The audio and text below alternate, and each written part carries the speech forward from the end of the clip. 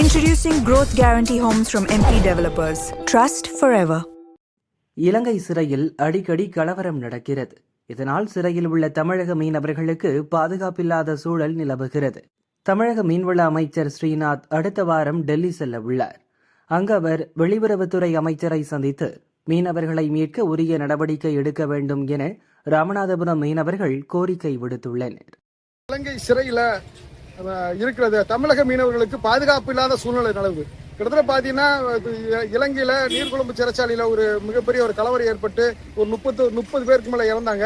அதுல இந்திய கைதி ஒருத்தர் உன்னிகிருஷ்ணன் ஒருத்தர் இறந்தாரு. அதனால அங்க இருக்கிற கைதிகளுக்கு பாதுகாப்பு இல்லாத சூழ்நிலை நிலவுது. அதே போன்று பல்வேறு சிறைச்சாலைகள்ல கலவரத்துல கடந்த மாதம் 3 பேர் இறந்திருக்காங்க.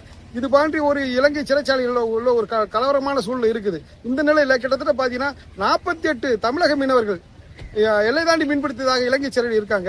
அவங்களோட உயிருக்கு பாதுகாப்பு இல்லாத சூழ்நிலைக்கு இன்னைக்கு செவ்வாய்க்கிழமை தமிழக மீன்வளத்துறை அமைச்சர் டெல்லியில போய் வெளியுறவுத்துறை அமைச்சர் சந்திக்கிறதா சொல்றாங்க. அதன் போது இந்த விஷயத்தை முக்கியமான பிரச்சனையா எடுக்கணும். இந்த 48 மீனவர்களை விடுதலை செய்து கொண்டு வரதுக்கான வழிமுறைப்படணும். இரண்டாவதாக இந்திய இலங்கை பேச்சுவார்த்தையை உடனே நடத்துறதுக்கு ஆவணம் செய்யணும். ஏன்னா இலங்கை தரப்புல இலங்கை மீன்வளத்துறை அமைச்சர் இருநாட்டு மீனவர் பேச்சுவார்த்தையில பேசுறதுக்கு இந்தியாவும் இலங்கையும் ஆர்வமா இருக்கின்றதை குறிப்பிடுறாங்க. அதன் அடிப்படையில் தமிழ்நாடு அரசு தன்னோட நிலைப்பாட தெரிவித்து இந்திய இலங்கை மீனவர் பேச்சுவார்த்தை உடனே நடத்தணும்னு கோரிக்கை வைக்கிறோம்.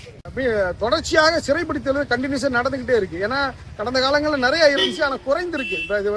இப்போ தமிழகத்தில் ஆட்சி மாற்றம் வந்ததுக்கு அப்புறம் விஜய் அவர்கள் ஆட்சிக்கு வந்ததுக்கு அப்புறம் சிறைப்பிடிப்பு குறைந்திருக்கு.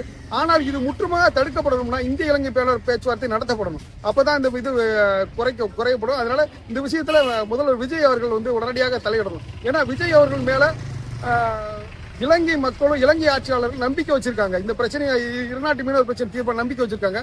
இதற்கு அவரை பாத்தியமா நடத்துக்கணும்.